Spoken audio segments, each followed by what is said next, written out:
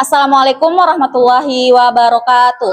Yang terhormat Bapak Ibu penilai uji kinerja, perkenalkan nama saya Andi Ummul Khairati, mahasiswa pendidikan profesi guru dalam jabatan LPTK Universitas Islam Negeri Alauddin Makassar, batch 3 Rombel 5 Sejarah Kebudayaan Islam tahun 2025 dengan nomor induk mahasiswa 21000125402.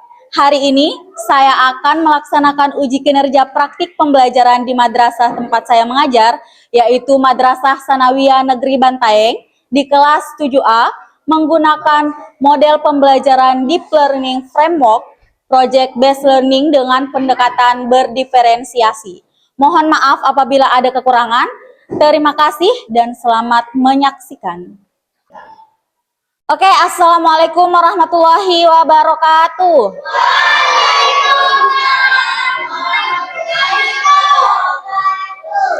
Bagaimana kabarnya hari ini? Sehat semua? Siap untuk menerima pelajaran hari ini? Oke, baik, sebelum kita masuk ke pelajaran, Ibu persilakan kepada ketua kelas untuk menyiapkan dan berdoa untuk kelas 7A. Silakan ketua kelas.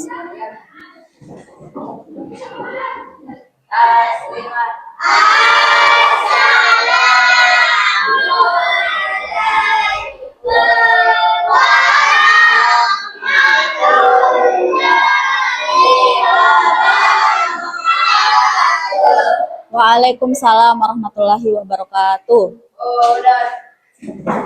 Bismillahirrahmanirrahim. Rabbi zidni ilma warzuqni fahman. Ya Allah, hamdalillah dan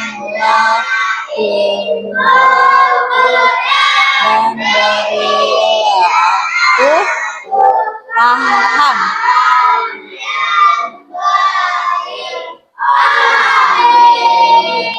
Oke, selanjutnya mari kita meluangkan waktu untuk menyanyikan salah satu lagu wajib nasional.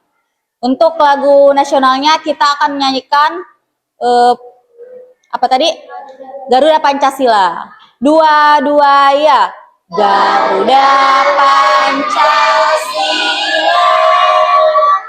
aku pendukungmu, patriot proklamasi, sedia berkorban untukmu.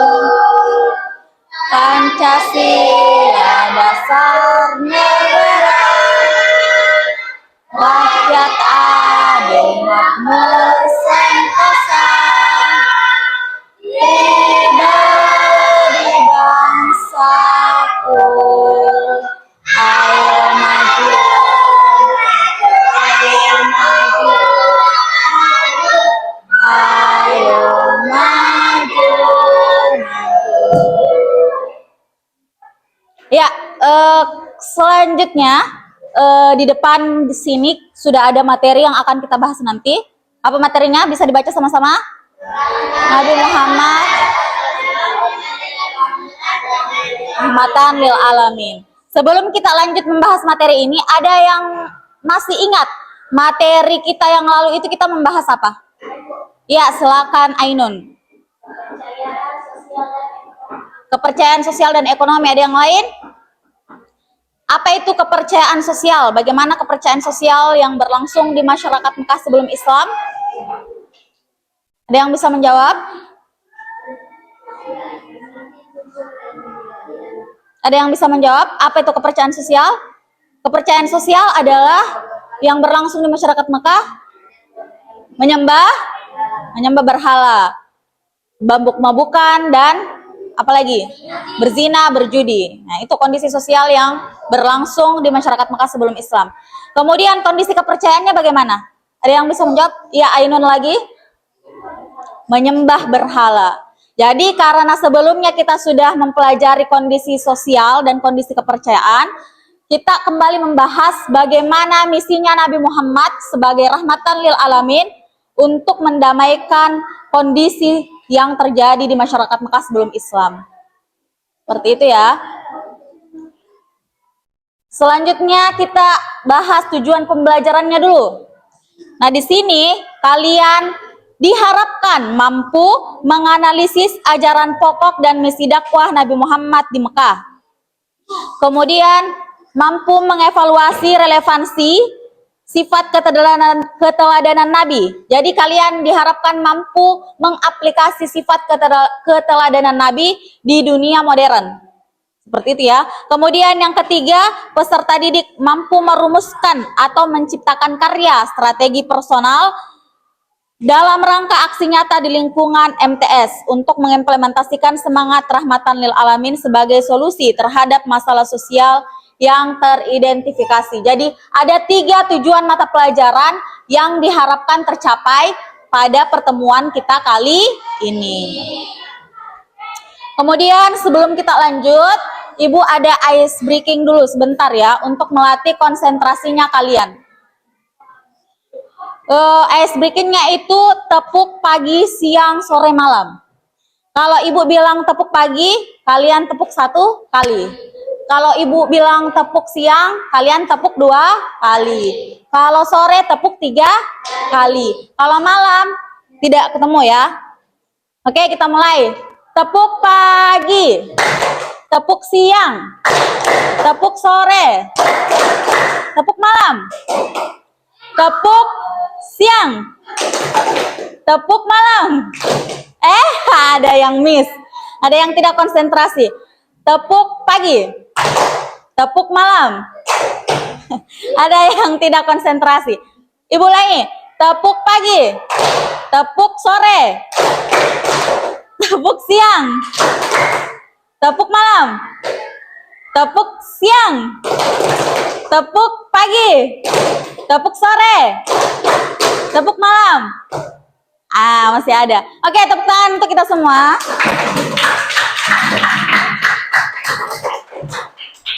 Kemudian selanjutnya kita masuk ke materi ya. Kita akan membahas bagaimana Rasulullah menjadi rahmatan lil alamin pada zamannya. Di depan Ibu sudah ada materi yang akan kita bahas nanti, yaitu memahami Rasulullah rahmat bagi seluruh alam. Yang pertama rahmat bagi kemanusiaan, yang kedua rahmat bagi lingkungan dan alam, dan ketiga konsep kedamaian universal. Seperti itu. Lanjut. Ini ada Ibu sajikan berita, buletin berita. Ini terjadi di kota Bantaeng ya, beberapa tahun silam. Itu ada kasus bullying. Ada yang masih ingat? Ada pernah kasus bullying yang terjadi. Jadi ada satu orang yang dikeroyok oleh beberapa kelompok siswa. Nah, ini terjadi di kota kita. Diduga saling ejek penyebab siswi dianiaya. Jadi bermula dari saling ejek, saling bercanda, sampai bisa berkelahi. Nah, ini kita, apa yang salah dari generasi kita? Kenapa bisa terjadi bullying? Kenapa bisa terjadi saling ejek mengejek dan berujung pertengkaran ya?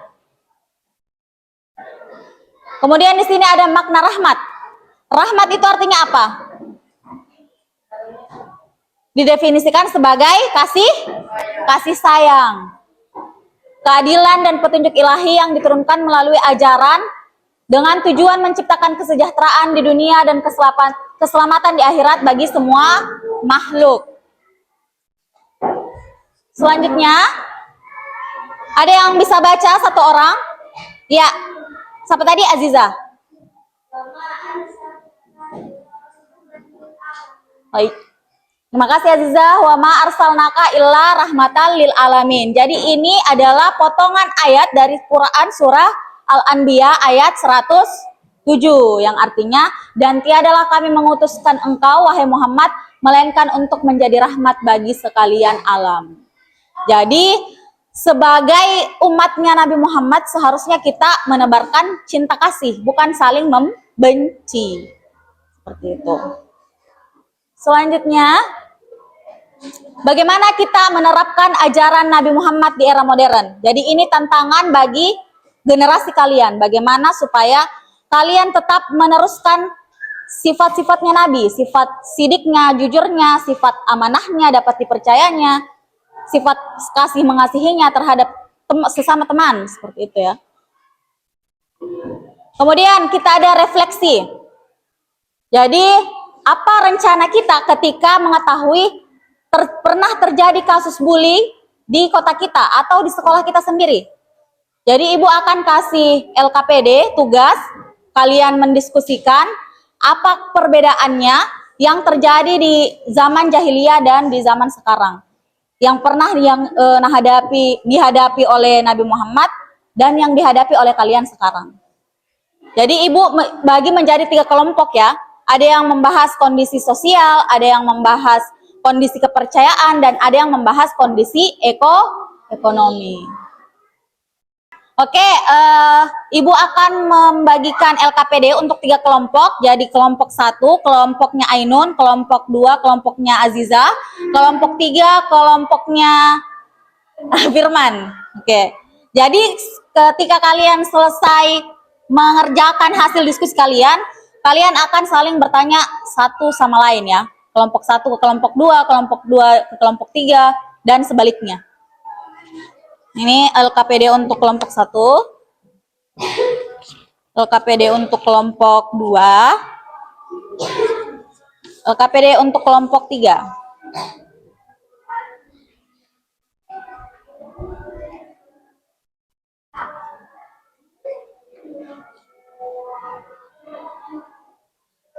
Oke, silakan kelompok 1 naik ke atas untuk mempresentasikan hasil diskusinya. Silakan Ainun ya dan kawan-kawan. 4 orang.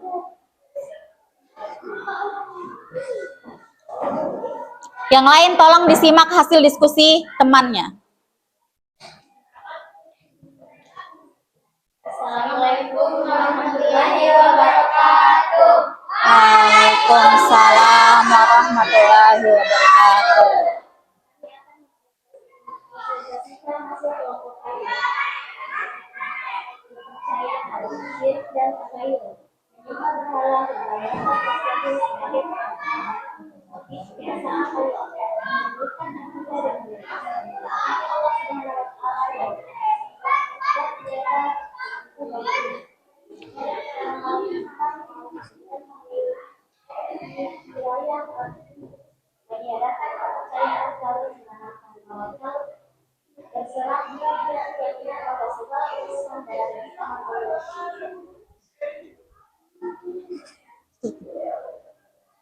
Oke, sekian untuk presentasi kelas kelompok 1. Tepuk tangan dulu untuk temannya. Selanjutnya kelompok 2, Azizah dan teman-teman.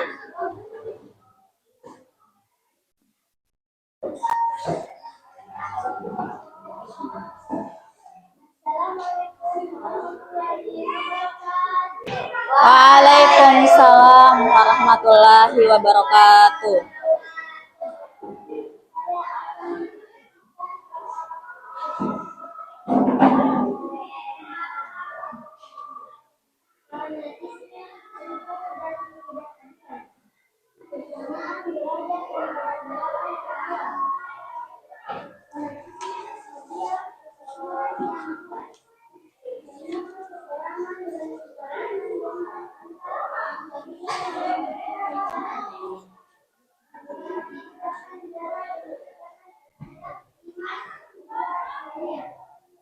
Menenangkan bahwa semua manusia bersaudara.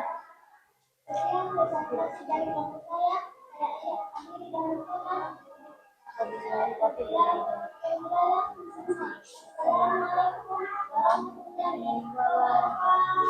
Waalaikumsalam warahmatullahi wabarakatuh. Jadi hasil diskusinya kelompok 2 menekankan bahwa semua manusia bersaudara. Tepuk tangan dulu untuk kelompok 2. Selanjutnya kelompok 3. Firman dan teman-teman.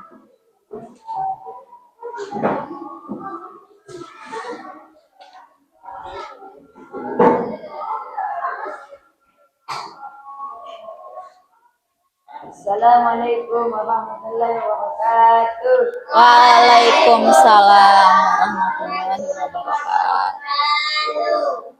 Saya kelompok 3 akan memaparkan hasil diskusi kelompok kami. Oke, Ekonomi, eksploitasi dan ketimpangan, praktik riba, bunga tinggi hingga 100% yang mengeksploitasi orang miskin dan memperkaya kaum elit. oke. Kejadian, mabuk-mabukan, dan pemborosan. Bagaimana yang di era modern? Akhlak dan keadilan ekonomi, melarang keras riba, Melarang keras riba, dan mendorong jual beli yang adil, zakat dan infak sedekah untuk memperatakan kekayaan, melarang keras hamap dan masyir, serta mengajar sederhana dan menggunakan harta untuk perbaikan sosial. Oke, tepuk tangan dulu untuk kelompok 3. Jadi kelompok 3 menekankan bahwa dulu itu tidak ada zakat. Jadi yang kaya itu cuma kaum-kaum tertentu, kaum-kaum elit. Sementara orang-orang tertindas semakin miskin. Jadi sekarang sudah ada zakat yang bisa dinikmati juga oleh kaum miskin. Ya, silakan kembali ke tempatnya kelompok 3. Close sekali lagi untuk kelompok 3.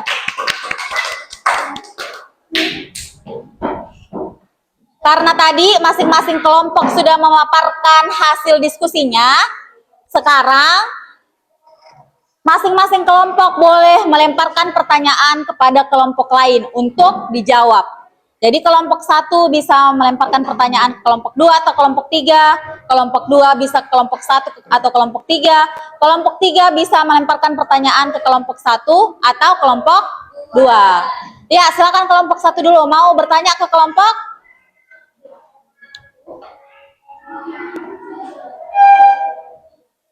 Kelompok 3, silakan.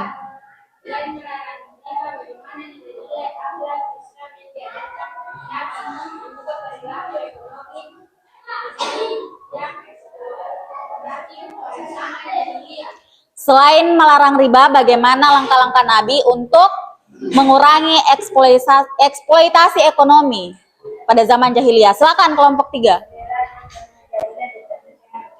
Eksploitasi riba dan pemborosan, hedonisme, judi dan hamam. Nilai akhlak Islam membuat perilaku ini melalui 1.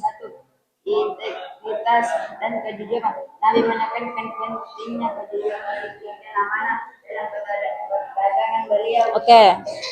Hal ini membuat praktik curang dan eksploitasi jadi praktik saling melangsungkan. Kedua, tanggung jawab. Ajaran Islam memperkenalkan akan infak, sedekah, dan merupakan kewajiban akhlak membantu sesama. Ini merupakan perilaku nasionalisme, individualis, dan dia menjadi perilaku kedermawan sosial yang menjadi kemerdekaan, kekayaan, dan kemajuan. Oke, jawaban dari kelompok 3 tadi ditanyakan bagaimana strateginya Nabi selain mengadakan apa tadi zakat ya. Jadi Nabi Muhammad jawabannya kelompok 3 adalah dengan menekankan kejujuran di aktivitas jual beli atau membiasakan sedekah atau infak. Bagus sekali jawabannya kelompok 3. Plus dulu untuk kelompok 3. Tepuk tangan dulu.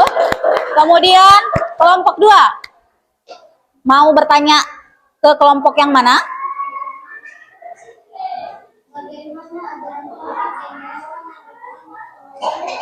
Ke kelompok mana? Kelompok 1.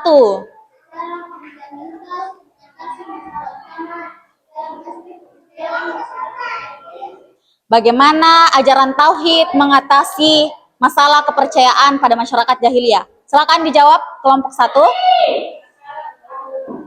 Oke, besarkan suaranya. Vika.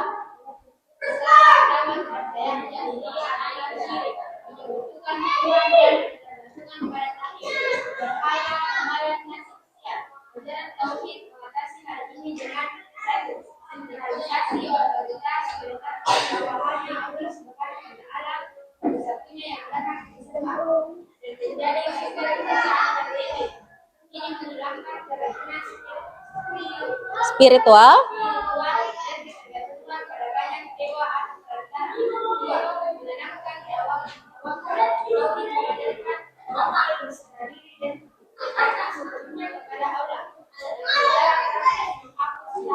Seperti ikhtiara dan nasib siap, karena semua urusan dikembalikan pada kehendak Allah Subhanahu. Oke, jadi jawabannya tadi bagaimana tauhid mengatasi krisis kepercayaan ya atau agama pada masyarakat jahiliyah. Jawabannya kelompok 1 dengan menekankan bahwa agama Islam adalah agama yang menekankan kepercayaan terhadap Allah, bahwa Allah adalah satu-satunya Tuhan yang esa. Seperti itu. Tepuk tangan untuk kelompok 1. Selanjutnya kelompok 3. Hendak bertanya ke kelompok yang mana? Kelompok 2, silakan.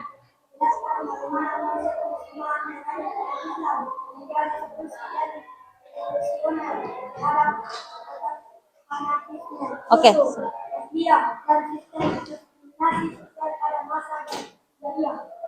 Bagaimana konsep persamaan derajat di masyarakat jahiliyah? Silakan kelompok 2. Jahiliyah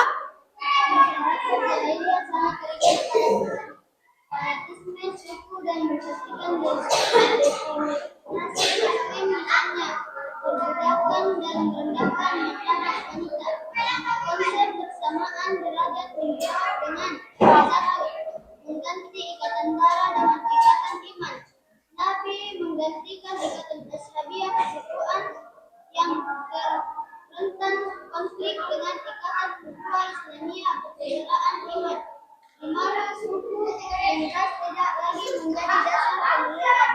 Dua, mengukur kemuliaan dengan takwa Islam, menegaskan bahwa sesuatu Allah satu-satunya tolak ukur kemuliaan di sisi Allah adalah takwa, ketaatan dan ketakutan kepada Allah, bukan status sosial atau kekayaan. Hal ini langsung mengangkat martabat kaum budak, wanita, fakir miskin, dan korban kafir yang tadi dapat keadilan dan stabilitas sosial. Oke, jadi pertanyaannya tadi dari kelompok 3 adalah bagaimana menciptakan persamaan derajat pada masyarakat jahiliyah. Bagaimana caranya Nabi Muhammad? Jawaban dari kelompok 2 yaitu bagus sekali dengan menghilangkan derajat ya. Tidak mempedulikan strata sosial, yang penting pada saat itu adalah ketakwaan seseorang. Jadi tidak ada lagi ikatan darah, tetapi ikatan sesama muslim, sesama saudara, sesama tetangga, sesama masyarakat. Seperti itu. Jadi istilahnya ada ukhuwah basyariah atau ikatan persaudaraan. Tepuk tangan dulu untuk kelompok 2. Baik.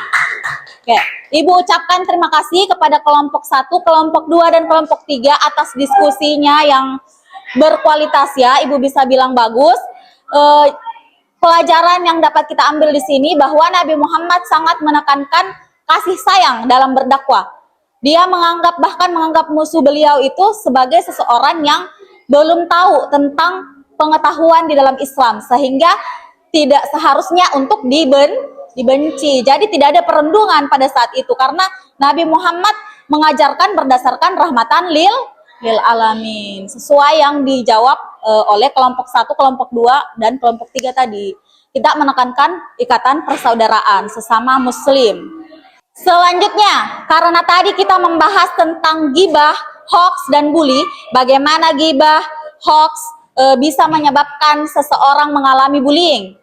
Ibu akan memberi tugas refleksi kepada kalian untuk menciptakan karya yang menurut kalian bisa mencegah bullying. Ibu tanya dulu, kelompok 1 mau bikin video atau gambar, desain poster? Video saja. Kelompok 2 video atau gambar? Gambar saja ya. Gambar. Kelompok 3 juga poster. Oke.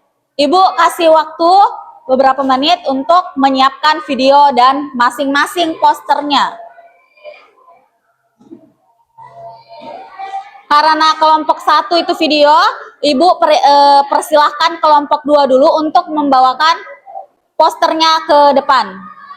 Silakan kelompok 2. Oke, ini posternya kelompok 2. Apa di sini bacanya? Langkah-langkah pencegahan bullying. Langkah-langkah pencegahan bullying. Yang pertama, Bertindak tegas terhadap pelaku bullying. yang kedua, Ciptakan budaya peduli dan ramah. yang ketiga. Tumbuhkan kepedulian pada korban. Oke. Bagus sekali posternya. Nanti dipajang di depan kelas ya. Ya, silakan kelompok 2, tepuk tangan dulu. Kemudian ada kelompok 3.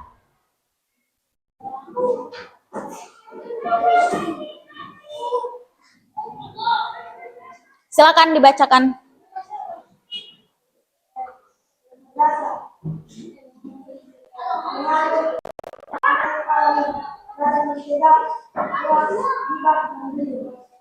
Nah, ini ya. Posternya kelompok 3. Jadi dia menekankan pengaruh madrasah menyebarkan ajaran rahmatan lil alamin.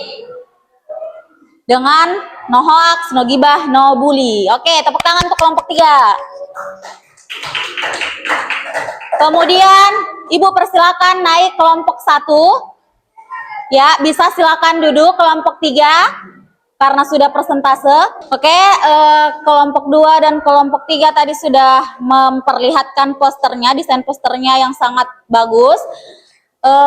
Kali ini kelompok 1 mereka membuat video, bukan poster, tetapi sama-sama bersifat visual. Ya, Ibu persilakan kelompok 1 ke depan.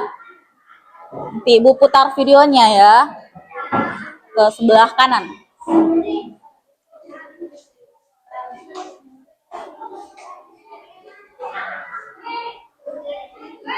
Ya. Jadi kelompok 1 menjelaskan jenis-jenis bully. Ada perundungan fisik, ada perundungan verbal,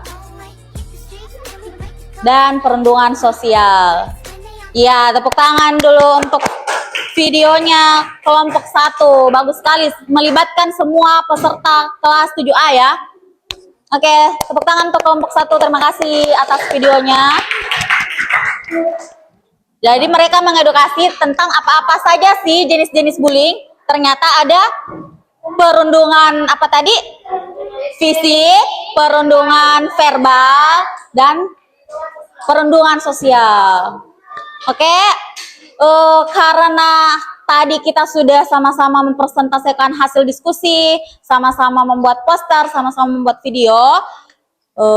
Mungkin Ibu sudah bisa menyimpulkan materi kita pada hari ini, yaitu Nabi Muhammad sebagai rahmatan lil alamin, sebagai teladan kita untuk terus menyebarkan kasih sayang kepada sesama manusia.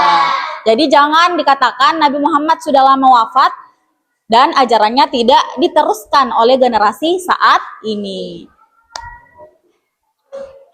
Sebelum menutup pembelajaran kita pada hari ini, Ibu akan mau memberikan slogan ya untuk kelas 7A. Kalau Ibu bilang kelas 7A generasi rahmatan lil alamin, kalian jawab stop hoax, no gibah, tolak bullying. Oke? Stop hoax, no gibah, tolak bullying. Bisa ya?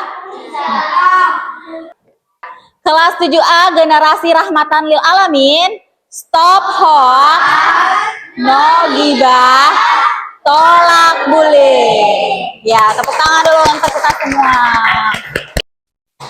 Oke, sekian untuk pertemuan kita pada hari ini. Ibu ucapkan terima kasih atas perhatian kalian semua. Minggu depan kita akan membahas tentang permulaan dakwah Nabi Muhammad SAW di Mekah. Jadi harap dibawa buku catatan dan tugasnya. Sampai ketemu minggu depan. Wassalamualaikum warahmatullahi wabarakatuh.